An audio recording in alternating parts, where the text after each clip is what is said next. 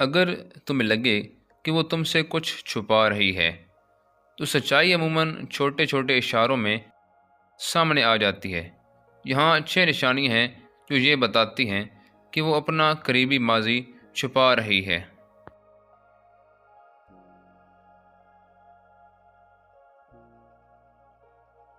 Number 1، جب یہ موضوع چھڑ جائے تو فوراً دفاعی رویہ اختیار کر لیتی ہیں۔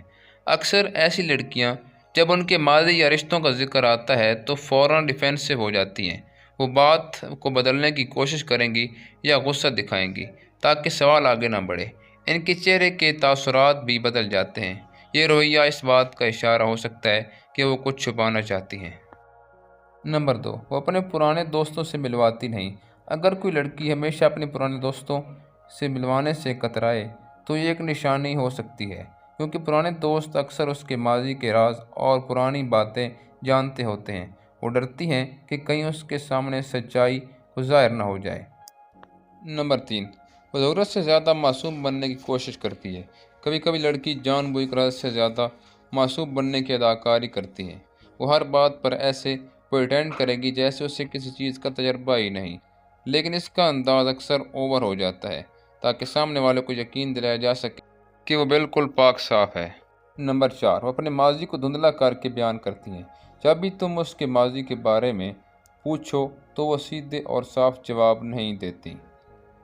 وہ بات کو گھما کر کریں گی یا صرف آدھی ادھوری کہانیاں سنائیں گی۔ ایسا لگتا ہے جیسے وہ جان بوجھ کر ڈیٹیلز کو چھپا رہی ہوں۔ نمبر 5، کچھ سوالوں پر اچانک خاموش ہو جانا۔ اگر جب بھی اس سے اس کے ماضی یا تعلقات کے بارے میں سیدھا سوال کرو تو وہ اچانک خاموش ہو جائے تو یہ ایک نشانی ہے۔ وہ یا تو ٹاپک بدلنے کی کوشش کرے گی یا چھوٹا سا ویگ جواب دے کر ختم کر دے گی۔ یہ خاموشی اکثر گلٹ، شرمندگی یا کچھ چھپانے کی کوشش کو ظاہر کرتی ہے۔ نمبر 6، جسمانی بے چینی، فزیکل نروسنس۔ جب بھی اس کے ماضی یا تعلقات کی بات نکلے تو وہ اچانک بے چین ہو جاتی ہے اور بار بار ہاتھ ملے گی، بالوں کو گھمائے گی، کرسی پر اپنی جگہ بدلتی رہے گی۔ کبھی ہونٹ کاٹنا، پسینہ آنا یا بار بار پانی پینا بھی اس کی بے چینی کی علامت ہے۔ یہ چھوٹی چھوٹی سائنز بتاتے ہیں کہ وہ اس موضوع پر کمفرٹیبل نہیں ہے۔